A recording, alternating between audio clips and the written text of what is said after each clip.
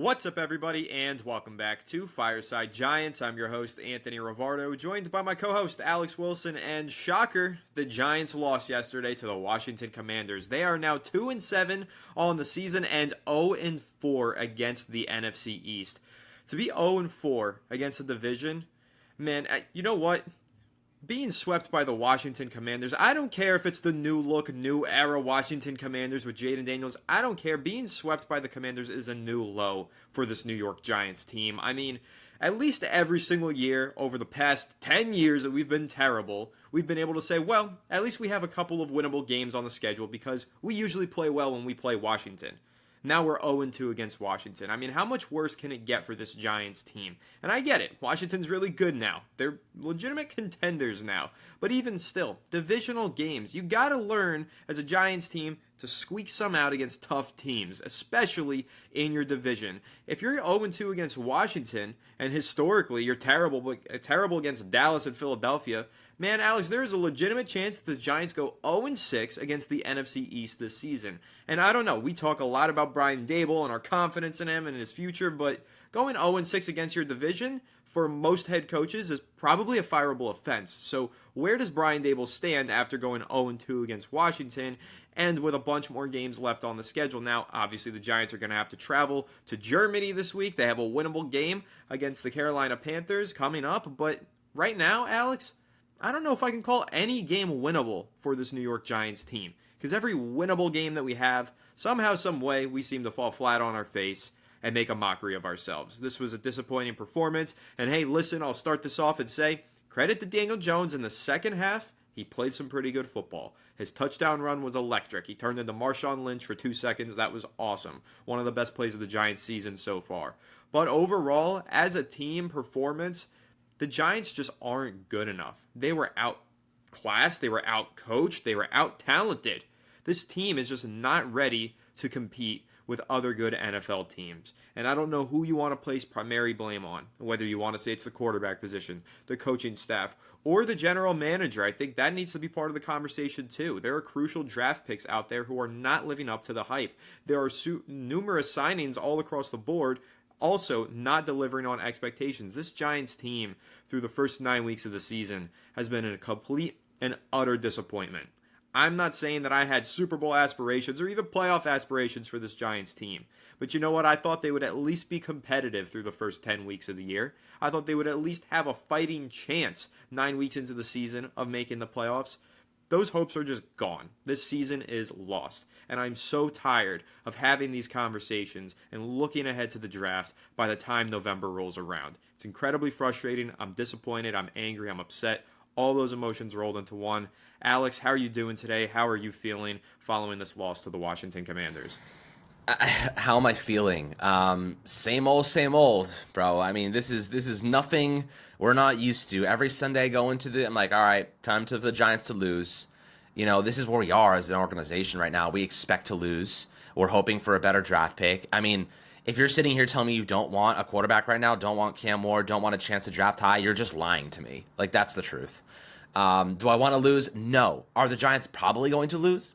Yeah. I mean, that's kind of where we are right now. We've lost 4 straight games, and as you said, 0-6 or 2-7, 0-6 against division opponents. There are not many head coaches that would survive this. Not many GMs that would survive this. The fact that Joe Schoen and Brian Daboll have basically been guaranteed another year, I mean, it's a long season, a lot can happen, but the fact that they've basically been like, yeah, like we have confidence, we're sticking with them, is pretty damn crazy. It's pretty damn crazy.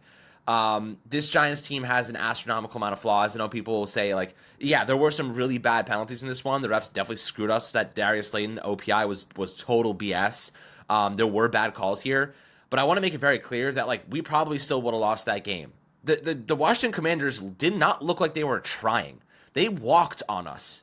Whenever they wanted to turn it up on offense, they turned it up on offense. Jaden Daniels maneuvered in the pocket, bought time, found open receivers, picked up first downs on third and longs. Like, they did it with ease. It wasn't even a problem. He barely ran the football, guys. He stood in the pocket and threw the ball. If he wanted to run and pick up extra yards, he would have. But he didn't need to, because the Giants' pass rush was non-existent yesterday. They didn't do anything. They bottled up Dexter Lawrence. They basically just doubled and triple teamed him the whole game. They got the ball out fast. Our cornerbacks struggled. A big DPI call on Cordell Flott to set them up at the 1 yard line. A couple of touchdowns allowed by Deontay Banks.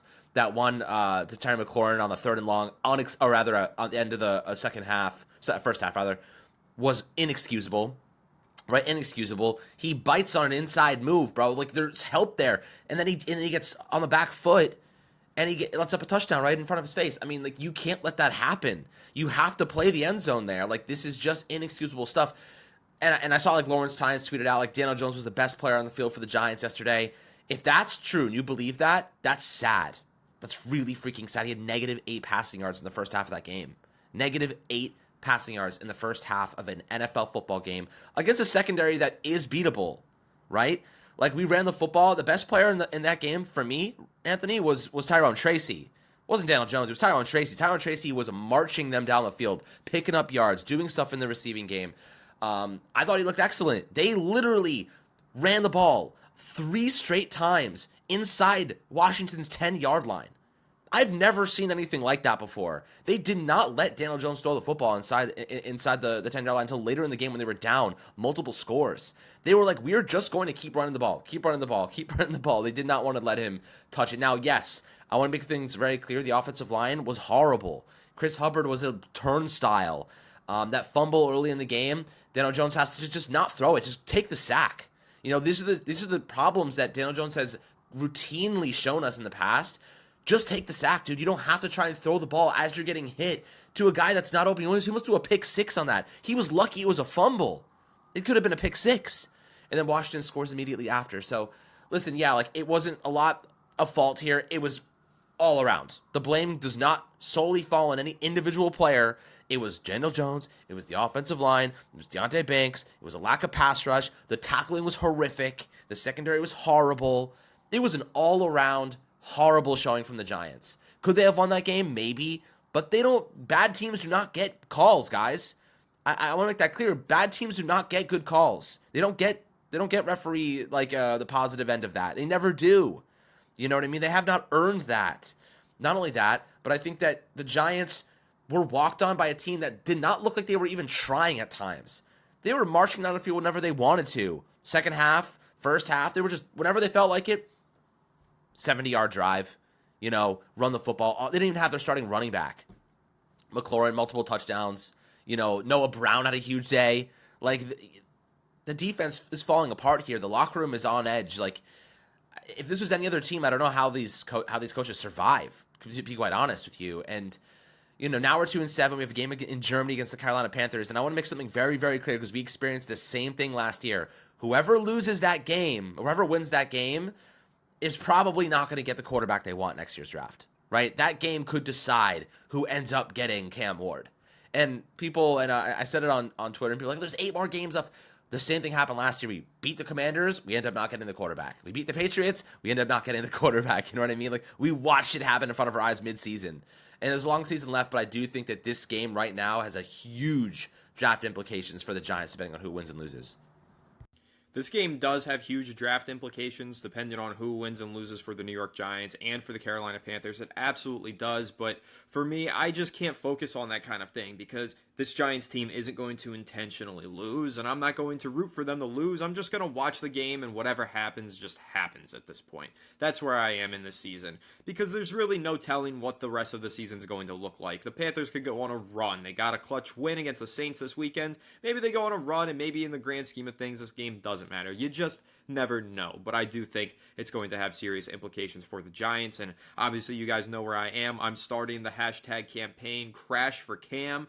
Hashtag Crash for Cam. I am all in on the Cam Ward bandwagon. That's what I'm hoping to see. And you know what? If the Giants lose some games down the stretch and they crash and fall their way into a top 3 pick and land Cam Ward, then it'll all be worth it to me because it'll at least mean that the Giants have a chance of a franchise quarterback, and that's another thing. Like, people are going to say, oh, we don't want this team to lose. No quarterback in the first round is a slam dunk. That's absolutely true. And I've made that argument many times. Just because you're drafting the number 1 overall pick doesn't mean you are getting the best player in the draft. That's totally true. However, it's just the opportunity. The Giants just need a change. They need some opportunity to make a change and reboot the quarterback position just to reset the culture of the fan base, reset the direction of the team. And I know that I'm saying this off the heels of Daniel Jones' probably best performance of the season, and I understand all that, but it's not about the 1 to 3 games every 5 weeks that he plays well in. It's about the future and looking for sustained success and wiping away the last 6 years of losing. It's about building towards something. And that's where the Giants are right now. They're in a middling phase where they need to look ahead towards what they're going to build in the future. But right now, looking at this roster, there are a lot of takeaways. I will say, though, Alex, positively speaking, and I'm going to get right back into the negatives after 2 seconds of talking about the positives, but positively speaking, the rookies continue to contribute. Again, looking ahead towards the future, like I just said, that's where this Giants team is. They're middling, they suck right now, but they have bright spots for the future. Drew Phillips had some good plays. Tyler Nubin continues to play well. Theo Johnson, I know you really like Theo Johnson, Alex. He made some good plays, had his first career touchdown yesterday, and Tyrone Tracy, as you mentioned, was one of the Giants' best players throughout the game. So, week in, week out, Giants rookies making plays. I didn't even mention Malik Neighbors, who had 9 receptions and 70 yards. So, the Giants have a young nucleus of talent on this roster. They just need to keep building around it, and they need to find a way to get that one piece that can transform the rest of the talent around them. So that's where we are. But right now, looking at this Giants team, yes, young talent that's thriving. But how about young talent that's not thriving, Alex? Because I got to talk about Deonte Banks. I'm a huge Deonte Banks fan. I have been for a very long time. What's gone wrong with Deonte Banks? That's the question that people want the answer to. I don't know if I can give you a definitive answer, but I can give you my take on it, and I'll say this is a player playing devoid of confidence. This man is walking around. He is a shell of his old self. He has zero confidence left in his body. He is playing like he doesn't even know what he's doing. He doesn't know what his purpose is on the field, and he doesn't believe in his own talents. At Maryland, Deonte Banks was the most confident player on the field. In fact, you could argue that he was overconfident on the field. And that's what I love in my cornerbacks, man. Cornerbacks who are successful in the NFL play with confidence that just drips off of them.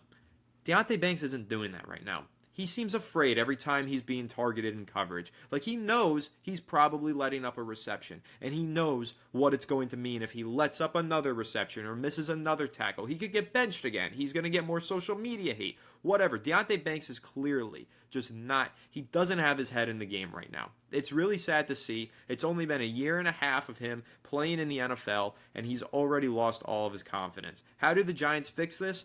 Well, truthfully, I'm not entirely sure. I don't know if there is a solution for Deonte Banks. Definitely not a quick fix solution. I think adding more talent around him could help. I think maybe, honestly, Alex, benching him might help. Give him some time to just sit back, learn, and grow. Maybe you reintroduce him to the starting lineup weeks later. The Panthers actually just did that with Bryce Young. And I know it's different, cornerback and quarterback, and not the same positions, but sometimes that works, right? Even on the offensive line, we've seen players get benched for like 4 weeks, come back and play better.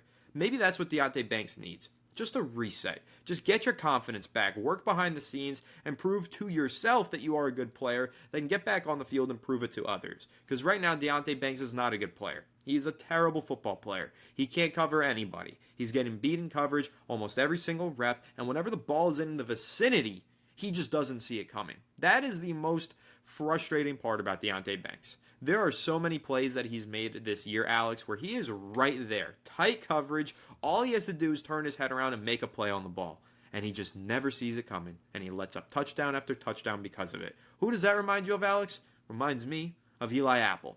First round bust for the New York Giants, former top 10 pick.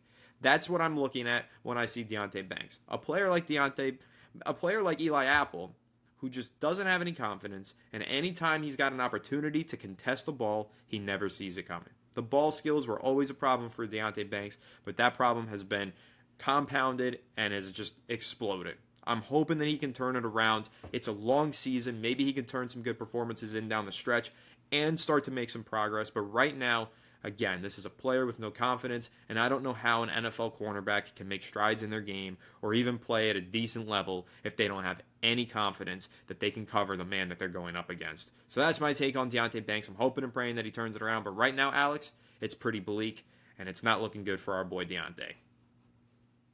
It's not, and I don't think this is a hot take, but Deonte Banks is an extremely talented player. Like, objectively, he had one of the highest relative athletic scores in the history of the combine for cornerbacks, right? He is a freak athlete. He's fast, he's quick.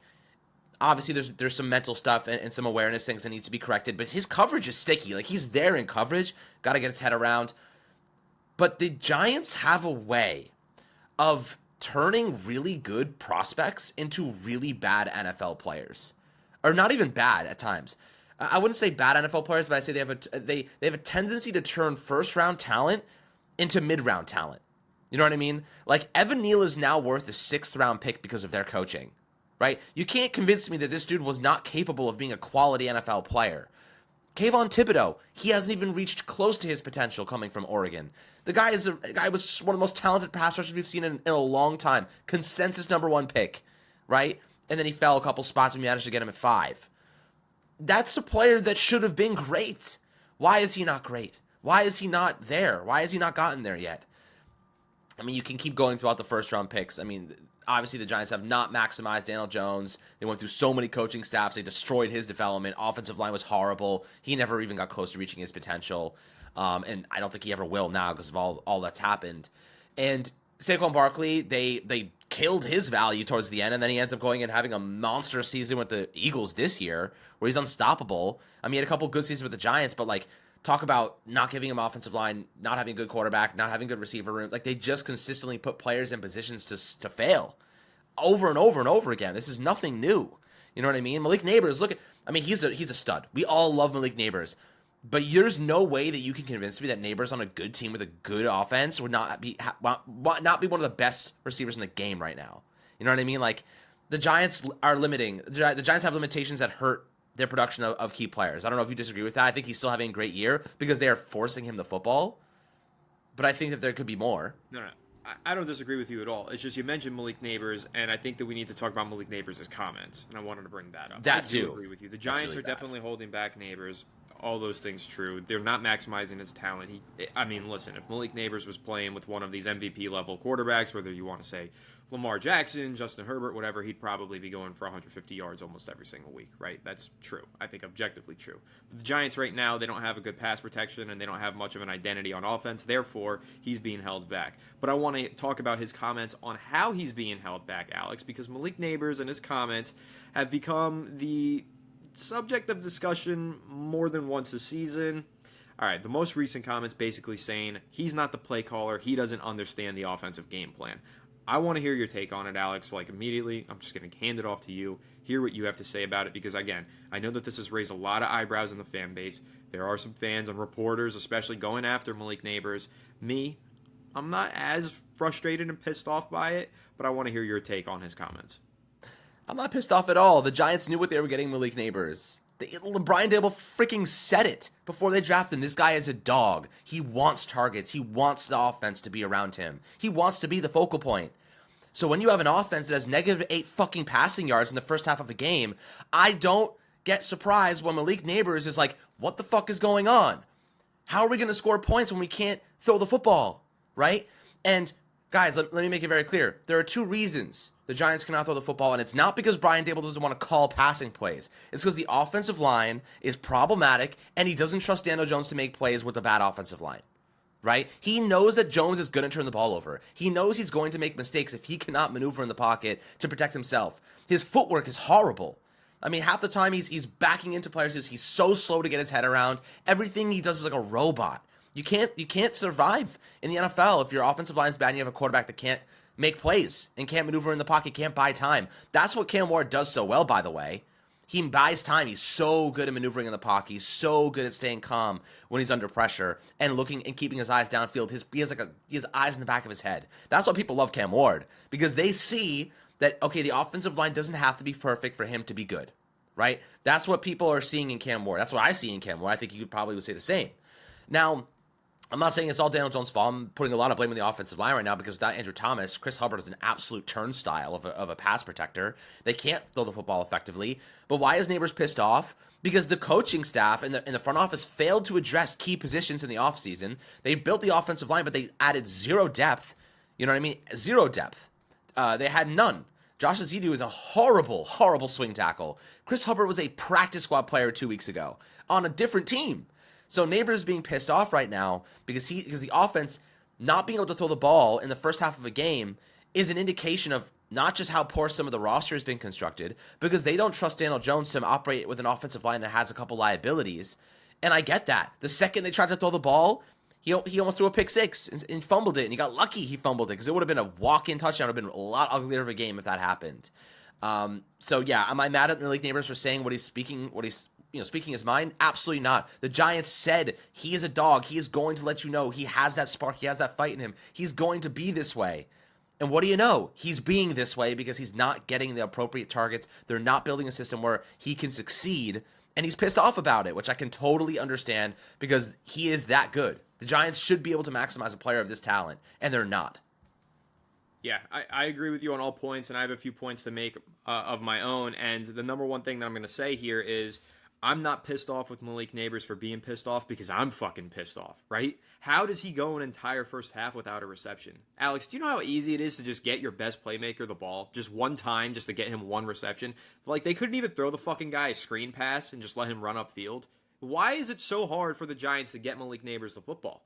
I don't care who the quarterback is. You could have anybody playing quarterback, anybody calling the plays, and you could find a way to get Malik Neighbors the football in the first half. He didn't have a single touch for the entire first half. He had one target and it got batted at the line of scrimmage. It wasn't until the third quarter that he got his first reception. He had 9 catches in the second half. That's fucking ridiculous. Okay, I don't care who the quarterback is. I don't care the head coach, the play caller. Don't give a fuck about the offensive line. Find a way to get the ball into the hands of your best playmaker. It's not that hard.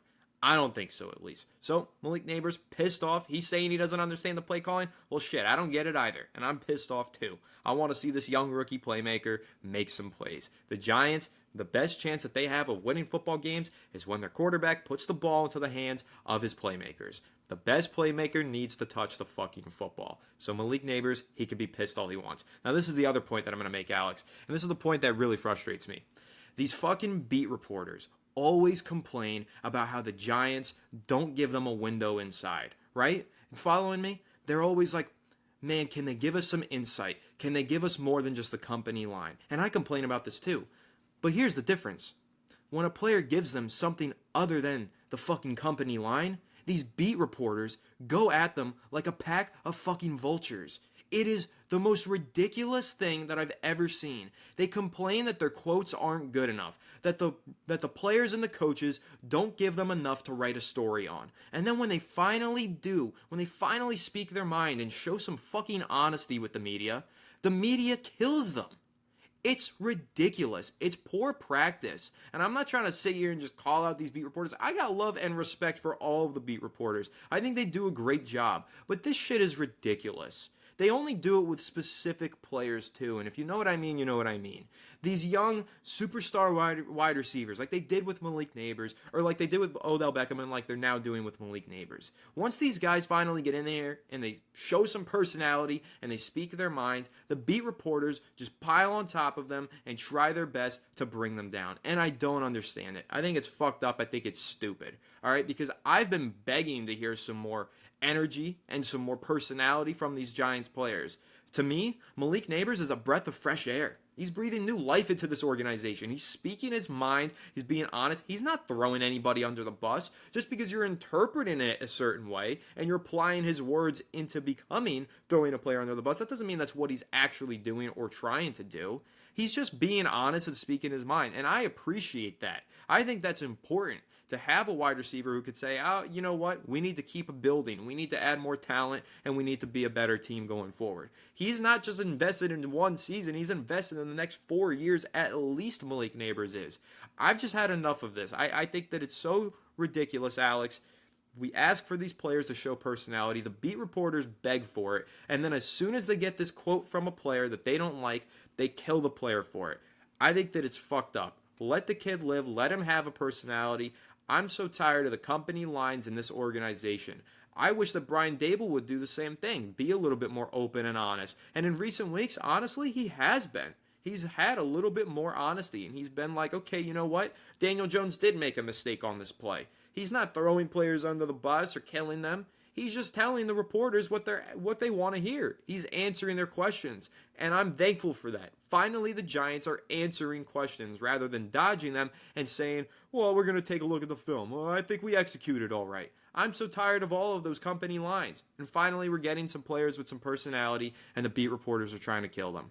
Again, I think it's ridiculous, and it pisses me off.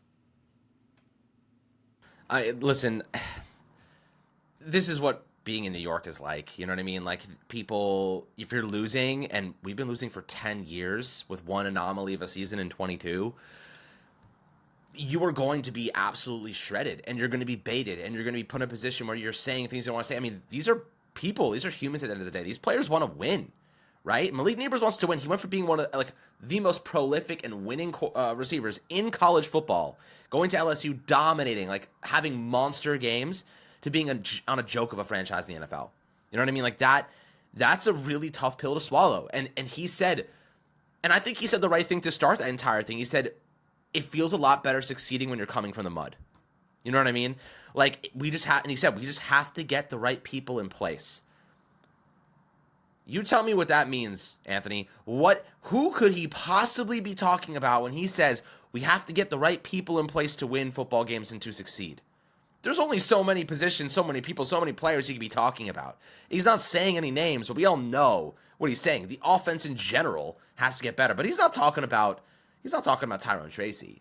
You know, I mean, he basically called out Brian Dable for the play calling, but that goes back to Brian Dable, and, like, he can't call these plays, right? He literally can't call some of these plays because he doesn't have the offensive line, he doesn't have the quarterback to get it done. So now we wait and we see if the Giants do not get Cam Ward, Anthony, what is the backup plan, right? What's the backup plan? Like, how are you going to put your receiver going into the second year of his rookie deal, and now you are going into the second year of some of these big contracts, third year for some of them. You know, you're going to second year Brian Burns, Dexter Lawrence, Andrew Thomas. How do you put these players, these linchpin pieces, in a position to win if you don't have a good quarterback? How do you do it? Jameis Winston's a good bridge, but he's not going to win you. He's not going to get you to a playoff game, in my opinion. He'll keep you relevant, but he's not going to get you to the playoffs, right? Like, Sam Darnold, maybe he gets you to the playoffs, maybe not. I don't know. We need a guy but again, they're going to cost money. We need a rookie that's going to be elevating this team. I mean, you're always a quarterback away, right? The Giants, any team, the Commanders, always a quarterback away from being competent. But this is Joe Shane's team, Anthony. This is Joe Shane's foundation. He's built this team from the ground up his way. 3 drafts, 3 free agencies. The only leftover players are Daniel Jones, right? He's the only guy left from the old. And Darius Slayton. Those are the only guys left. And Darius Slayton and Azeez Ojulari may not be Giants by the end of this week. By Wednesday, actually. Deadline's in a day? It's tomorrow. They might not be Giants tomorrow, right? The Giants are 2-7. And, you know, we're going to talk. Anthony and I have a whole debate scheduled for the Azeez Ojulari situation. Probably should do that sooner rather than later because he might get traded soon. Yeah, but, like, this is my take on it. The Giants are 2-7. They're 0-6 in the division. They are not going to the playoffs. Turning things around is not on the table anymore. This is a team that is fighting just to stay alive with their coaching staff. You know, we're entering locker room lossing. We're entering a stage of the season where things could get ugly really fast. The Panthers, if we lose to the Panthers, like, all hell could break loose. You know, the Panthers are a team that you should not be losing games to, but they have the same record as us. The Buccaneers are going to kick the absolute shit out of us. The Cowboys, who are horrible this season, are going to beat us, as they already have. The Saints, who are horrible this season, may actually beat us too. I know we can't stop the run. They have Alvin Kamara. That's all you need to say. The Ravens are going to dog us. The Falcons are a good football team. The Colts are, you know, they aren't good, but they're capable at times. The Eagles are going to dog us to end the season. You know, this is a schedule where the Giants will probably pull off a game or two every now and then. They'll put themselves in a position where we can't draft a quarterback, and then we're staring at purgatory once again. But I'll ask you this, Anthony. You know, at what point do they bench Daniel Jones because of the injury clause? You know, I know that people think he played well yesterday, and that's fine. You can believe that. And, you know, it's sad that we had a guy who had -8 passing yards in the first half. He ran he had a couple of nice runs, had a couple of nice throws, but it's not nearly enough to beat competent NFL football teams. At what point do the Giants just turn the page and protect themselves from that injury clause? At what point does that happen? I mean, it has to be coming soon, no? Like that protection measure. Like, when does it happen? I don't know. I mean, it's a good question. You have to keep in mind that the Russell Wilson situation that we always reference, they didn't bench him until week 16. So there is an absolute chance that the Giants keep Daniel Jones into the lineup all the way into the end of the regular season until there's only a couple weeks left, or maybe he even finishes the year. It's totally possible that they just don't bench him due to the injury clause. It's something that fans are really worried about, myself included, yourself included. We want to see this Giants team protect their future. However, they have a job to do. And honestly, the only way that these coaches and managers, front office personnel, the only way that they keep those jobs is by earning wins. And if they really do truly feel like Daniel Jones gives them the best chance to win, they are not going to bench him. We are going to have to watch Daniel Jones play out the rest of the season. So, well, hopefully he continues to play well and he turns in performances like the second half of yesterday's game. That's the hope. Again, another winnable game next week versus the Panthers. Another opportunity for him to play well. But at the end of the day, this is just...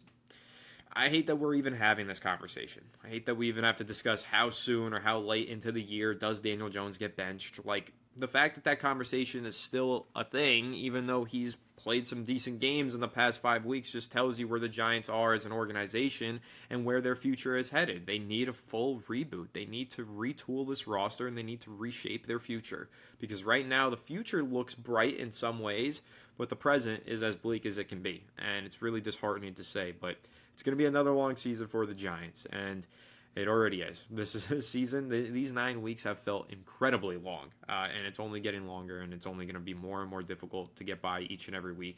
But again, I'm looking ahead to the draft. I think it's time. It's already November.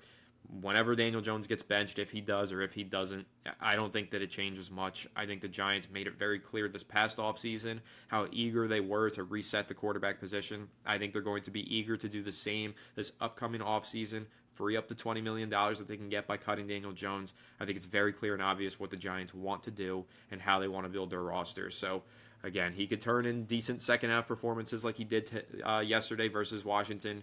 He could do it again against Carolina, but until he legitimately wins difficult games, like divisional games on the road or even at home or on prime time, he doesn't have any more opportunities left to prove those questions or answer those questions and do those things. There's no opportunities left on the schedule. So now it's just a waiting game, like you said, Alex. It's just kind of sitting here and waiting for the anvil to fall is pretty much where we're at. So, again, another long season. I will say, though, Alex, before we wrap, one thing that I was impressed by, minus the 2-point conversion calls, I thought Brian Dable called a really excellent offensive game plan. I think he put his players in position to succeed. His running plays were very inventive, creative, and he found ways to create rushing lanes for the running backs and for Daniel Jones.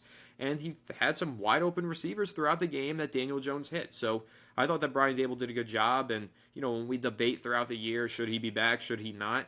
It's games like this where he pretty much found all of the success for that offense himself as the play caller. Obviously Jones executed those plays, but Brian Dable, his play calling yesterday, those are the moments that give me confidence in him going forward and tell me, yeah, I would like to see him get a young quarterback and attempt to develop that player. So, yeah, that's really my last takeaway on this, Alex. Any final thoughts on yesterday's embarrassing loss, once again, to the Washington Commanders? Final thoughts. I mean, we're just kind of waiting for this season to end now. We're looking to the draft. The Giants currently have, the 7th overall pick. There's a lot of 2-7 teams this year, like a stupendous amount of 2-7 teams. It's kind of strange. New England, I mean, man, you saw that Drake May touchdown yesterday? Pretty freaking good. So people that are telling me that this Carolina game doesn't impact the drafting of next year, it does. It does. The Giants losing to beating the Commanders, beating the Patriots. That is why we don't have a future right now. That's why. It's simple as that. But, and I'm not rooting to lose by any means, but it is in the best interest of the Giants to lose. Not that they want to lose or I want to lose, but it's in the best interest of their organization, Joe Shane's future and Brian Dable's future of this team to lose football games. And that's the kind of crazy reality of it all, right? If you want to ignore that truth, go for it. But the only thing going to save them from getting fired is drafting the best possible quarterback in next year's draft class, and that is the unadulterated truth. Sorry to say it, but it is. I'm not going to root for the team to lose, but it's in their best interest to lose. And they're obviously never going to try to lose either. Just kind of the reality of the situation. I think everyone can acknowledge that, though. We'll see what happens. Vegas, Cleveland, Carolina, New Orleans, Jacksonville, New England are the teams ahead of us. I think the Giants are going to sell off some key pieces. Why? Because the season is lost. They're going to lose them anyway, most likely. We'll talk about that in another episode. You know, some of the guys that are on the docket there. They've buried Evan Neal. I mean, he's basically like done. They've given up on him unless they have no choice but to use him. They're not gonna play him. You know, so this team has made a lot of bad decisions. They continue to do so. They're 2-7, 0-6 in the division. Season's gone. Season's lost. The only hope is that they can get a quarterback who can, you know, turn this whole thing over in one off season. And it happens. It happens quite often if you get the right guy. You know, we saw it with the Texans. We saw it with maybe the Patriots will be able to figure it out. I know they're not really good right now, but Drake May is showing that talent, showing those flashes. And of course, the Washington Commanders are now like actual contenders with just a new quarterback. Crazy enough, and the Bears are having their own issues. 4-4 right now. I know Caleb Williams has had some ups and downs. I mean, really, their coaching has been quite bad on offense. But you know, we'll see how those quarterbacks all kind of elevate and see what happens there. But I definitely think this Giants team is a quarterback away from being competent. They have a lot of good talent. They have a lot of good pieces. This rookie draft class has been phenomenal, but they're being held back. Like this offseason, next offseason, there are two things the Giants need that can put them back into a place where they're not in an embarrassment. They need to heavily reinforce the offensive line with good depth, maybe even bring in another starter at right guard, and they need to draft the best possible quarterback available to them, right? Those are the two things that need to happen. Anything else is extra. Secondary could use some more help, absolutely. Pass rush could use some more depth, absolutely. But the two top things, quarterback and offensive line, those two things will put the Giants back in a contending situation. As long as they hit on the right choices, obviously. But, you know, I do think this team has plenty of talent. They're dead. Like they just have no confidence. You can see it in their game. The defense has given up. The offense has no care in the world. Malik Neighbors is like, I'm not getting the freaking ball. And the only guy fighting is funny because like Daniel Jones, like those running plays where he fights and he breaks a couple tackles. Dude's one of the best running quarterbacks in football, but the Giants can't lean on him like that because they're scared of him getting injured. So they have to have him throw the football. They have to give the ball to the running backs, and it's like, you know, it's tough, man. We're in a tough spot right now, but we have been for a couple years, so it's not like we're not used to it. Oh yeah, we are used to it, but do you really ever get used to it at the same time? I don't know if you ever get used to losing like this. I mean, it's just been so long. I'm so sick and tired of it, but hey, again, winnable game on the schedule next week. Whether or not you want to win it, it's winnable against the Panthers. We'll see how that goes. And obviously, as Alex mentioned, trade deadline tomorrow, so we have plenty to discuss on the channel, so stay tuned. Make sure to leave a like if you enjoyed this episode. Subscribe to the channel if you're new. Ring the bell so you don't miss an episode, and comment your thoughts down below in the comment section. Listen on Apple or Spotify. Make sure to leave us a 5-star review. Go and follow us on all of our social media channels at Fireside Giants. Without further ado, we'll catch you on the next one. Have a good one, and let's go Giants.